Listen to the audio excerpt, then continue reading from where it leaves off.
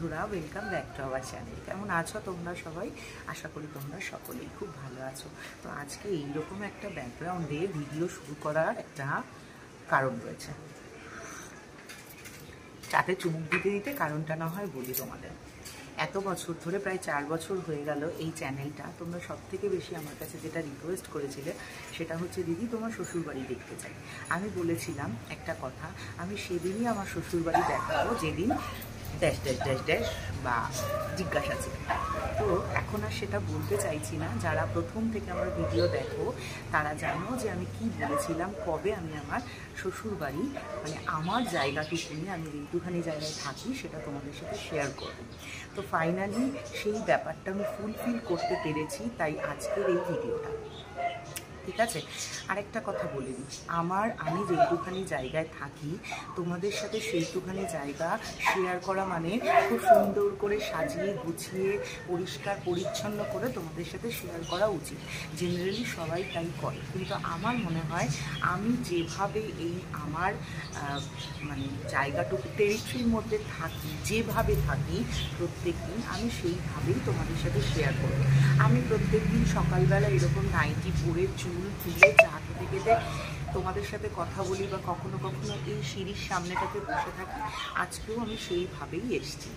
আজকে আমি এই বাড়িটার হোম ট্যুর দেবো না, আমি আজকে তোমাদের সাথে শেয়ার করব এই বাড়িটার আত্মকথা। এই বাড়িটা আমাকে প্রচুর জিনিস দিয়েছে। এই বাড়িটা আমাকে নতুন নাম দিয়েছে, পরিচিতি দিয়েছে, বদনাম দিয়েছে, কলঙ্ক দিয়েছে, টাকা দিয়েছে, পয়সা দিয়েছে, সুখ দিয়েছে, দুঃখ দিয়েছে, সব দিয়েছে। তারপরেও এই বাড়িটা আমার কাছে আমার মায়ের বাড়ির থেকে অনেক বেশি প্রিয়। কারণ এই বাড়িটাতে আমি যতটা সময় কাটিয়েছি আমার মায়ের বাড়িতেও কিন্তু আমি ততটা সময় কাটাই। তাই আজকে আমি আমার শ্বশুরবাড়ির আত্মকথা তোমাদের সাথে শেয়ার করবো। শ্বশুরবাড়ির ট্যুর দেবো না। এখন এখানে যেটা বসে রয়েছি সেটা হচ্ছে গিয়ে আমার বারান্দা। বাইরে থেকে ভিডিওটা শুরু করব। একজন হাউসওয়াইফ হিসেবে আমি আমার ঘরের কাজকর্ম করতে করতে তোমাদের সাথে আমার এই বাড়ির আত্মকথা এবং প্রত্যেকটা ঘরের মর্যাদা, মাহাত্ম্য আমার কাছে কি সেটা তোমাদের সাথে শেয়ার করব। তো চলো দেখতে থাকো আজকে সারা দিনের ভিডিওটা। প্রত্যেকটা কোণের গল্প তোমাদের সাথে শেয়ার করব, দেখতে থাকো, আশা করি তোমাদের ভালো লাগবে। চলো। তো ফাইনালি এই যে এটা হচ্ছে গিয়ে আমার শ্বশুরের বাড়ি। যদিও এখন তোমরা যেরকম দেখতে পাচ্ছ এই বাড়িটা কিন্তু প্রথমে আমি যখন এসেছি এরকম ছিল না। এই যে এখানে দুটো দোকান দেখতে পাচ্ছ, এই দুটো দোকান ছিল আগে এন্ট্রি। এখন এন্ট্রিটা আমাদের এদিক দিয়ে হয়ে গেছে, সেটা 4-5 বছর আগে। তার আগে পর্যন্ত আমাদের এই দিক দিয়ে পিছনের গেট ছিল, আমরা সেদিক দিয়েই যাতায়াত করতাম। এই যে দুটো দোকান দেখতে পাচ্ছ, এইখানে ছিল একটা কোলেপসোরাল গেট দেওয়া বাড়ির এন্ট্রান্স, আর এই পুরোটা জুড়ে ছিল বারান্দা। এইখান থেকেই আমি প্রথম শাড়ি পরে কলসি নিয়ে অধিবাসের শাড়ি পাতিয়ে রাঙা পায়ে এই বাড়িতে ঢুকেছিলাম। আর আমি থাকি হচ্ছে গিয়ে এই দোতলাটাতে, ফোকাস হচ্ছে কিনা জানি না, দোতলাটাতে। বারান্দায় দেখতে পাচ্ছ সব জামা কাপড় মেলা। চলো এবার আমার টেরিটরিতে আমি প্রবেশ করি। এই আমি যাচ্ছি, এই যে এইখানে আমাদের গাড়িটা রাখা থাকে। এই পুরো জায়গাটাই আমার শ্বশুরেরই। বাস যেইটুখানি আমি বলবো, আশা করি তোমরা আমার সম্মান বজায় রাখবে। এই হচ্ছে গিয়ে আমার ওঠার রাস্তা, যেটা আমি পরে বানিয়েছি নিজের সেপারেশনের জন্য। ঠিক আছে, চলো উপরে উঠি।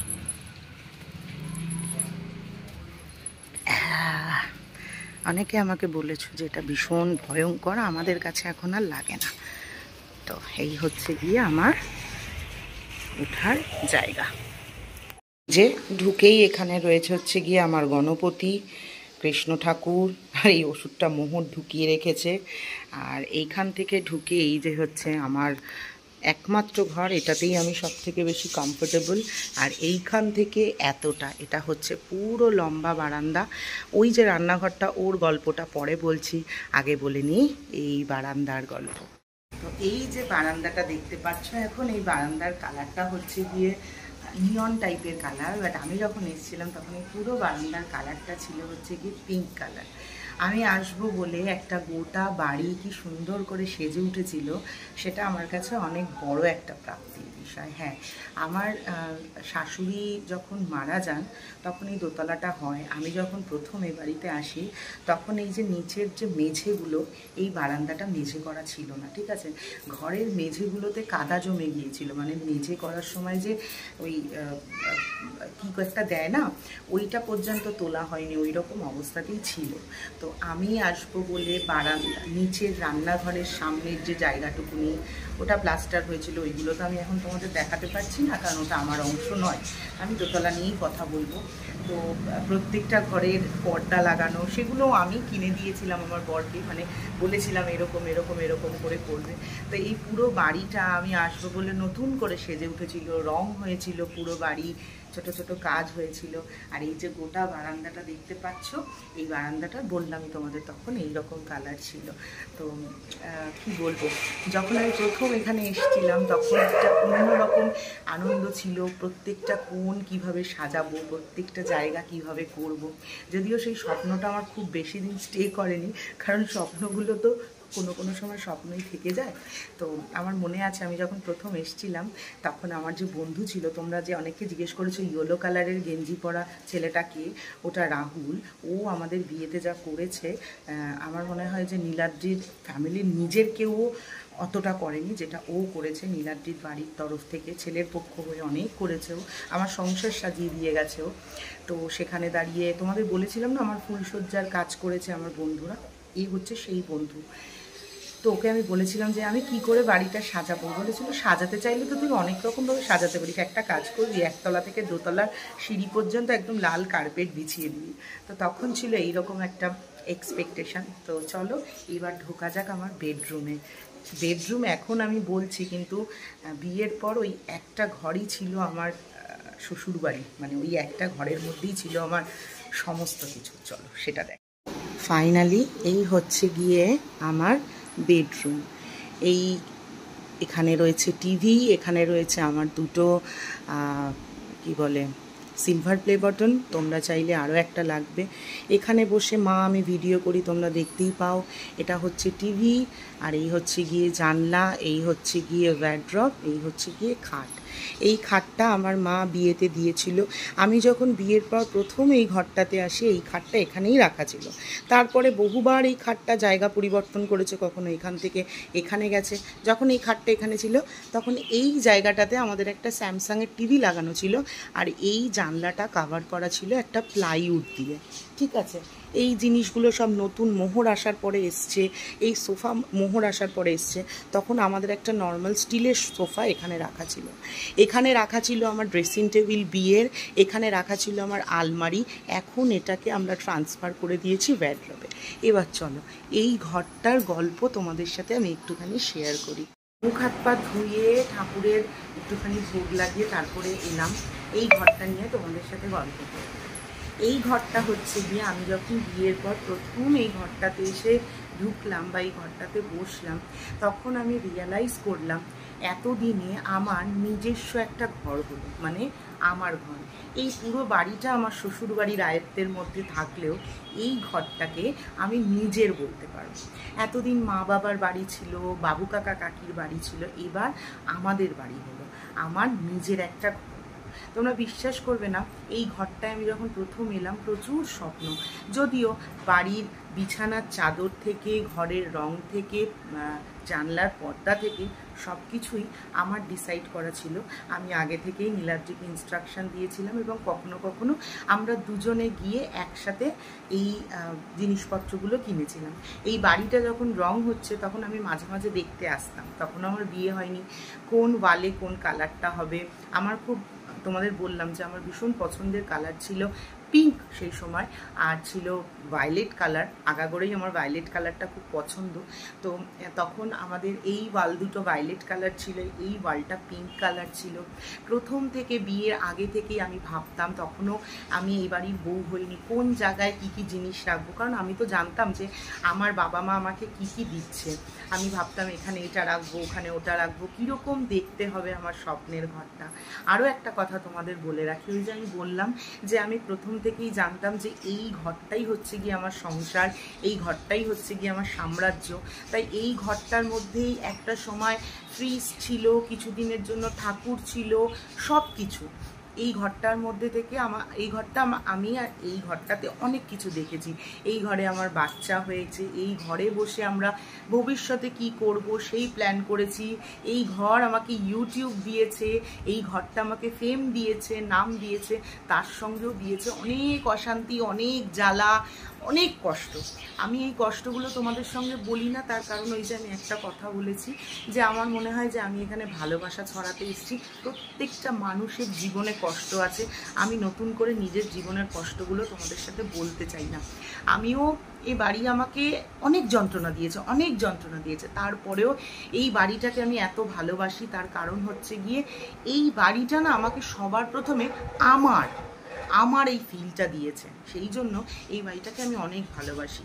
এই বাড়িটা আমার শ্বশুর শাশুড়ির খুব ত্রাসের একটা জিনিস, তাই আমি মনে করি এবং আমি প্রতিজ্ঞাবদ্ধ যে আমার যদি কোনোদিনও একটা নিজের একটা সাম্রাজ্য হয়ে যায়, তাও আমি এই বাড়িটা ছেড়ে কখনো যাব না। একমাত্র এই বাড়িটা থেকে আমার বলতে নেই, সকালবেলা এই বাড়িটা থেকে আমি যখন ইহলোক গমন করব, তখন আমি এই বাড়িটা থেকে বেরোবো। আর যদি ঠাকুর ক্ষমতা দেন, যদি আমার সমস্ত কিছু ঠিকঠাক থাকে, তাহলে তোমরা দেখেছিলে যে আমি বাড়ির আউটসাইডটা প্লাস্টার করেছি। কারণ আমার মনে হয় যে আমার ইচ্ছে যে আমি পুরো বাড়িটা প্লাস্টার করে দেবো, যেহেতু এটা আমার শ্বশুর শাশুড়ির খুব কাছের জিনিস। তো আর আমি এটা ফিল করি যে ভগবান আমাকে এই ক্ষমতাটা দিয়েছে, এই বাড়িটার আমি রক্ষণাবেক্ষণ করতে পারি, দিয়েছে। তার কারণ হচ্ছে হয়তো আমি করব তাই। তো যাই হোক, এই ঘরটা নিয়ে বলতে গেলে তো একটা গোটা ব্লগ হয়ে যাবে। যাদের নিজস্ব বিয়ের পর নিজস্ব ঘর হয়েছে বউদের, তারা জানে যে ঘরটাতে তারা থাকে সেই ঘরটার কত মাহাত্ম্য। পাশেও একটা ঘর আছে যেখানে আমি খুব শখ করে একটা ডাইনিং টেবিল কিনেছি, একটা খাট কিনেছি, কিন্তু তোমরা দেখেছো যে ওই ঘরে আমি কোনোদিনও ডাইনিং টেবিলে বসে আজ পর্যন্ত খাইনি। কারণ আমার প্রথম থেকেই অভ্যাস এই ঘরের মেঝেতে বসে টিভি দেখতে দেখতে খাওয়া। তো এইটা দেখলে আমার এই ঘরটা। চলো এবার এই দিকের বারান্দাটা, গোটা বারান্দাটা আর পাশের ঘরটা তোমাদের দেখাই। দেখতে পাচ্ছ এখানে এরকম একটা সরু বারান্দা রয়েছে, যেখানে কিছু ফুল গাছ রয়েছে। ওই দিকটাতে আমার লাইট থাকে, ওইখানে পাখিগুলো রয়েছে। আর পাখিগুলো যখন বৃষ্টি পড়ে, ওখানে একটা কালো প্লাস্টিক রাখা রয়েছে, প্লাস্টিকটা আমরা নামিয়ে দিই। এই দোলনাটা দীঘা থেকে নিয়ে আসছিলাম, কিন্তু দোলনাটা চড়া হয় না, তাই এরকমই ঝুলে রয়েছে। কিছুদিন পরে ইচ্ছে আছে এই দোলনাটার জায়গায় রিং লাগিয়ে দেবো। আর রঙগুলো সব ফেড হয়ে গেছে, এরকমভাবেই আমরা থাকি বা থাকতে অভ্যস্ত। চলো, জায়গাটা হচ্ছে একটা বড় বারান্দা, এখানে আমার এঁঠো বাসন কাসনগুলো রয়েছে। আর এই হচ্ছে গিয়ে আর একটা ঘর, চলো এই ঘরটা তোমাদের দেখাই। এই ঘরটা হচ্ছে গিয়ে এখানে খাট রাখা রয়েছে, এখানে রাখা রয়েছে ডাইনিং টেবিল। এইগুলো কিছু করা ছিল না, এগুলো সব আমি পরে করেছি। এই তাকগুলো করা শুধু ওই খোপগুলো করা ছিল, বাইরে এরকম বক্স লাগানো। এখানে রয়েছে আমার ঠাকুর, আর এখানে রয়েছে এই তাক, যেখানে আমার কিছু এসেনশিয়াল জিনিসপত্র থাকে। তো এই হচ্ছে গিয়ে পুরো ঘরটা। এই জায়গাটা একটুখানি ডেকোরেট করেছিলাম, বাট করেই ছিলাম, আমার এটা ইউজ করা হয় না। এই হচ্ছে গিয়ে সমস্ত জিনিসটা। আর এই জায়গাটাতে আগে লাগানো ছিল হচ্ছে গিয়ে কাঠের জানলা, আমি পরে এটাকে এরকম স্লাইডিং উইন্ডো করে দিয়েছি। তো চলো এই ঘরটা নিয়ে কিছু বলি। এই ঘরটা আমি যখন বিয়ের পরে আসি, এই ঘরটা একদম ফাঁকা ছিল। বিয়ের আগে আমার বরের যে একটা কাঠ চৌকিগুলো থাকে না, সে আমার মা যখন খাট দিল, তখন এই চৌকিটাকে এই ঘরে ট্রান্সফার করা হলো। আর আমার এখন যেখানে ঠাকুর দেখছো, এই ঠাকুরটা আগে ছিল আমাদের সিঁড়ি দিয়ে নামতে গিয়ে রান্নাঘরে, নিচে তো একটা রান্নাঘর আছে, রান্নাঘরের উপরে একটা তোমার যেটাকে এখনকার দিনে আমরা বলি ওই বাংকার টাইপের, ওই জায়গাটাতেই ঠাকুর রাখা হয়েছিল। কারণ আমার শাশুড়ি ওইখানেই পুজো করতেন। বাট পরে আমার মনে হয়েছিল যে রান্নাঘরের উপরে ঠাকুর পুজো করতে নেই, আর ওই জায়গাটাতে আলো বাতাস আসতো না এবং ঘিঞ্জি, এখন আর আমি ওই জায়গাটা দেখাতে পারবো না। তাই আমি ঠাকুরটা এই ঘরটাতে ট্রান্সফার করে দিই। সিংহাসন নিয়ে বিয়ের 1 মাস পরে খুব সুন্দর করে পুজো করে 26 জানুয়ারি ছিল, আমি ঠাকুর প্রতিষ্ঠা করি সেদিন ঘরে 2013 সালে। আর যে বললাম এই ঘরটা আমার ঘর ছিল না, এই ঘরটা আমার শ্বশুরের ছোট ছেলের ঘর ছিল, এবং দুজনেই আমরা পাশাপাশি তখন থাকতাম। আর আমার শ্বশুর তখন নিচে থাকতেন, আমিও নিচেই রান্নাবান্না করতাম। তারপরে সিচুয়েশান এমন হলো, তাই পরিস্থিতি এমন হলো যে আমি উপরে একটা আলাদা করে রান্নাঘর করে নিলাম, এবং তখনও ওই একটা ঘর, এবং এই রান্নাঘরটা আমি নিজে বানিয়েছিলাম, এবং আমার পায়খানা বাথরুমটা কম, তখনও আমি একটা ঘরেই থাকতাম। তারপর আমার শ্বশুর চলে গেলেন 2014 বা 15, এই সালটা নিয়ে আমার একটু কনফিউশন হয়। তারপরে কিছু ক্রাইসিস বা কিছু সমস্যা বা কিছু প্রবলেম বা সলিউশন সব মিলিয়ে আমার মানে কি বলবো, শ্বশুরের আরেকজন যিনি উত্তরসূরি তারা নিচে চলে গেলেন, এবং আমরা উপরটাতে থাকা শুরু করলাম। তো এই ঘরটার হচ্ছে কি ইতিহাসেই, এই ঘরটার প্রতি আমার ভালোবাসা খুব একটা বেশি নেই, আবার এটাও বলবো না যে এই ঘরটা আমার দরকার নেই। এই ঘরটা আছে বলে আমি অনেক কাজ আমার খুব ইজি হয়ে যাচ্ছে, লাইক খাবারগুলো এখানে রাখতে পারছি, ঠাকুরটা সুন্দর করে পুজো দিতে পারছি, কোনো অনুষ্ঠান হলে 2-4 জন লোক এই ঘরে থাকতে পারছে। তবে অনিশ্চয়তার ঘর এটা, কারণ আমার তো বাড়িটা তো আমাদের একার নয়, তাই এই ঘরটা অনিশ্চয়তার ঘর, বাট ওই ঘরটা নিশ্চয়তার ঘর। ইন ফিউচার যাই হয়ে যাক ওই ঘরটা আমি লাইফে কোনোদিনও ছাড়বো না, সে যাই হয়ে যায়। কারণ ওই ঘরটাতে আমি বিয়ের পরে এসে ঢুকেছিলাম, এবং ওটার সাথে আমার অনেক স্মৃতি জড়িয়ে। তো এই ঘরটার সাথেও হয়তো অনেক স্মৃতি জড়িয়ে, তাই এই ঘরটাকে আমি ক্লেম করতে পারি না, এটা আমার পাওনা, বাট আমার নিজের নয়। ঠিক আছে, তো এই ঘরটাগুলো এই। চলো এবার রান্নাঘরটা দেখাই। তবে রান্নাঘরটা এখন প্রচুর ঘিঞ্জিও রয়েছে, আমি রান্নাবান্না করছি তো, রান্নাবান্না করে দুপুরবেলা যখন সব পরিষ্কার পরিচ্ছন্ন হয়ে যাবে তখন রান্নাঘরটা দেখাবো। বেলা দেখাবো বললেও তখন তোমাদের দেখাতে পারিনি। তো এইটা হচ্ছে গিয়ে আমার রান্নাঘর, যেখানে তোমরা আমাকে সব থেকে বেশি দেখতে পারো। যেমন আমার রান্নাঘরটা থাকে আমি তোমাদের সেইভাবেই দেখাচ্ছি।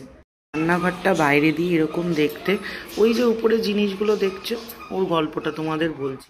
তো এই যে উপরে একটা ফুঁকো মতো দেখতে পাচ্ছ না বড়, ওই জায়গাটাতে আমার আগে সবার প্রথমে লাগানো ছিল কুচিনার একটা চিমনি। আমাদের এই রান্নাঘরের পিছনের জমিটা একদম ফাঁকা ছিল তখন, মানে সব পাড়ার নোংরা ওখানে ফেলা হতো। এইয়া বড় বড় সাইজের ওখানে ছুঁচো আর ইঁদুর ছিল, যেগুলো চিমনির ফুঁকোর মধ্যে দিয়ে ঢুকে চিমনিটাকে পুরো নষ্ট করে দিল। তারপরে বোঝা গেল যে চিমনি লাগানো যাচ্ছে না, তারপরে এক্সস্ট লাগানো হলো। এক্সস্ট ফ্যানের ভিতর থেকে ওই ইয়েগুলো চলে আসতো, ইঁদুরগুলো। পিছনে নেট লাগিয়ে দেওয়া হতো, সেই নেটও ছিঁড়ে ফেলেছিল। এই জন্য এখন বালতি গুজে পিছনে অনেক কিছু দেওয়া, যেটাকে মাঝে মাঝে চেঞ্জ করতে হয়। এবার এই রান্নাঘরটার তোমরা দেখতে পারলে এখানের একটা তাক ভাঙা। তারপরে এই রান্নাঘরটা পুরো কালো হয়ে রয়েছে, কারণ যারা হ্যাংলামি পরিবার দেখে প্রথম থেকে তারা জানে যে একবার নীলাদ্রির তেল বসিয়ে দিয়ে চলে গেছিলো, সেদিন আমরা প্রায় মৃত্যুর মুখ থেকে বেঁচেছি, কারণ পুরো রান্নাঘর সময় বাইরের সময় পুরো ধোয়া হয়ে গিয়েছিল। তো এইটা হচ্ছে গিয়ে আমার রান্নাঘর। এই রান্নাঘরটা আমি যখন প্রথম এসেছিলাম তখন কিন্তু এই রান্নাঘরটা ছিল না। এই রান্নাঘরটা, এই জায়গাটা পুরো ওইখান থেকে এতটা পুরো সরু বারান্দা ছিল, শুধু এইখানে এই পিলারটা ছিল, এইটা ছিল পুরো। আর আমাদের এই রান্নাঘরের পাশেই বাথরুম ছিল। তো আমরা নিজেদের সুবিধার্থে কিছু মিউচুয়াল আন্ডারস্ট্যান্ডিংয়ে নিচের রান্নাঘরটা আমরা ইউজ করা বন্ধ করে দিই, এবং এই রান্নাঘরটা আমরা তৈরি করি। যদিও তখন এই রান্নাঘরে এই টাইলস ফাইলস ছিল না, নর্মালি রান্নাঘরটা করা ছিল। আর এইখানে আমার একখানা, এই এখন যেখানে স্ল্যাব করা, এখানে আমার একটা কাঠের, আমার দাদুর আমলের একটা ওইটাকে কি বলে, নিট কেস টাইপের ছিল, ওইটা রাখা ছিল। আর এখানে শুধু একটা ব্ল্যাক স্টোন রাখা ছিল। আমরা যখন 2020-তে নতুন করে সমস্ত কিছু ঠিক করি, আমাদের ওই ঘরটা এই ঘরটা, তখন এই রান্নাঘরের টাইলস বসানো, এই সমস্ত কিছু করা। আর আমি ইউটিউব করার পর টাকা পেয়ে আস্তে আস্তে এই নিচের এই রেড এইগুলো করি, যদিও এগুলো বেশি টেকসই হয় না, অনেক দিন হয়েছে এগুলো ভেঙে গেছে, তবুও আমি এখন রিপেয়ার করাচ্ছি না। তার কারণ হচ্ছে গিয়ে এই রান্নাঘরটাকে যখন আবার রং করবো ভেরি রিসেন্টলি, কারণ এত বড় বড় দুটো আলো লাগানো সত্ত্বেও আলো খোলে না, রং করিয়ে এইগুলো সব একেবারে ঠিক করব। তো এই হচ্ছে গিয়ে আমি যেইটুখানি জায়গার মধ্যে থাকি সেইটুখানি জায়গা। আরও একটা জিনিস দেখি পাচ্ছ, এখান থেকে গেট দেওয়া, এখান থেকে আমরা আলাদা হচ্ছি, আর আমার এইখান থেকে শুরু হচ্ছে আমাদের জায়গা আপ টু আমাদের থাকার জায়গা। আর ওইটা আগে আমাদের এইটা এন্ট্রি ছিল, আমরা ওই দিক থেকে সিঁড়ি দিয়ে এদিক থেকে দোতলায় উঠতাম, আর এখন আমাদের এইটা এন্ট্রি। এর পিছন দিকেই আমাদের বাথরুমটা রয়েছে এইটার পাশে, তবে এইটার পিছন দিকে আমি আর যেতে চাইছি না, কারণ দেখাতে আমি ইচ্ছুক নই বা দেখাতে চাইছি না, কারণ ওই জায়গাটা আমার নিজস্ব এলাকা নয়। তো এইটা হচ্ছে গিয়ে আমাদের পুরো বাড়ি। কথা বলে দিই, আমাকে অনেকে বলেছো তোমাদের বাড়িটা এইরকম, তোমাদের বাড়িটা ওই রকম। দেখো, কেউ কারো বাড়ি এইরকম করে রাখতে চায় না, ঠিক আছে। এই যে আমাদের দেয়ালে দেখছো নানান রকম লেখা, এগুলো আমার মেয়ের স্মৃতি। আমার মেয়ে ছোটোবেলা থেকে যখন লেখাপড়া শিখেছে, আমাদের পুট্টিওয়ালা ঘর, তারপরেও আমরা ওকে লিখতে দিয়েছি। অনেকে বলে যে কেন লিখতে দিস বা কেন মানা করিস না। মানা করিনি কেন বলো তো? বাচ্চা যদি দেয়ালে না লেখে তোকে বুড়ো দামড়ারা লিখবে? এটা তো বাচ্চাদের সহজাত বৈশিষ্ট্য, এবং তাহলে বাড়িতে যে একটা বাচ্চা আছে সেটা বোঝা যাবে কি করে। আমরা ঠিকই করে নিয়েছিলাম যে যতদিন মোহর পারবে এগুলো করবে, তারপরে মোহরের যখন লেখা ঠেকা এগুলো বন্ধ হয়ে যাবে, আমরা তারপরে আবার সব একবার ঠিক করিয়ে দেবো। আর তোমরা যতই যাই বলো যে এই করে একটা বাচ্চা নিয়ে বাড়িতে এত কাজ করে টিপটপ করে ঘর রাখাটা খুব খুব চাপের, ঠিক আছে। আর আরেকটা জিনিস হচ্ছে কি, আমি গ্ল্যাড খুব যে আমার শ্বশুর শাশুড়ি আমাদের মাথার উপর একটা ছাদ করে দিয়ে গেছে, আমাদের কোনো রেন্ট দিতে হয়নি কখনো। ছাদের থেকেও বড় ব্যাপার হচ্ছে কি, আজকের সময় দাঁড়িয়ে আমাদের নিজস্ব একটা বাড়ি আছে, ফ্ল্যাট নয়। এটা অনেক বড় পাওনা। সেটা আমার মায়ের ক্ষেত্রেও আমি বলবো যে আমার মা বা আমার শ্বশুর শাশুড়ি তাদের নেক্সট জেনারেশনদের জন্য একটা এমন সংস্থান করে দিয়ে গেছেন, যেটা তারা যে জিনিসটা ভবিষ্যৎকালে যত সময় যাবে, যত দিন যাবে, তত তার প্রাইস বাড়তে থাকবে। আর যদি আমি নিজের ক্ষমতায় একটা ফ্ল্যাট বাড়ি বানাই, সেই ফ্ল্যাট বাড়িটার দাম আজ থেকে 10 বছর পরে গিয়ে কতটা বাড়ে সেটা নিয়ে আমার একটু সংশয় আছে। কিন্তু আমি যদি নিজের ক্ষমতায় এক কাঠা জমির মধ্যে বাড়ি করে রাখতে পারতাম, তাহলে সেই জায়গা বা সেই জমির দাম দিন দিন বাড়তেই থাকে। তো এইটা আমরা গ্ল্যাড ওনাদের কাছে যে আমাদের জন্য ওনারা এটা করে দিয়ে গেছেন। তো আমার হোম ট্যুরটা আমি বাকিদের মতো অত সুন্দর করে দেখাতে পারলাম না, কারণ আমার ঘরবাড়ি অত সুন্দর নয় যে আমি ঘরের প্রত্যেকটা কোণা কোণা তোমাদের সুন্দর করে দেখাবো। তবে হ্যাঁ, কথা দিচ্ছি খুব শিগগিরই বা খুব তাড়াতাড়ি যদি কখনো আমার নিজের ঘরবাড়ি হয় সুন্দর করে সাজানো, অবশ্যই ঘরের প্রত্যেকটা কোণা কি পর্দা লাগিয়েছি, কি শোপিস লাগিয়েছি, কি করেছি, সবটা তোমাদের সাথে শেয়ার করবো। চলো, আজকে তো বাড়ির কথা হলো, কোনো একটা ভিডিওতে নয় নিজের প্রপার্টি দেখাবো। চলো, আজকের মতো টাটা।